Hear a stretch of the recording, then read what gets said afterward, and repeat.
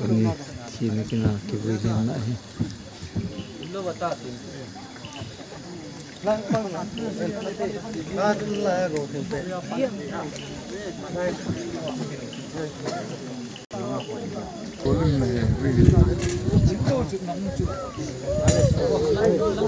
Lang cho hạt chuột đấy.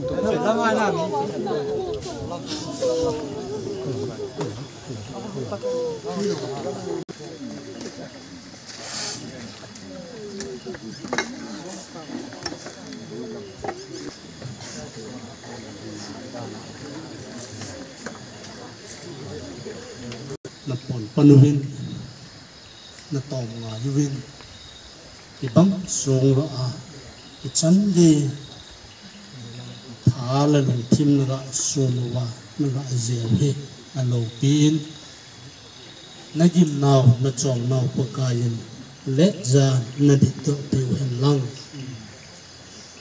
ban này thì không hết không vắng thọ ở kỳ cái gì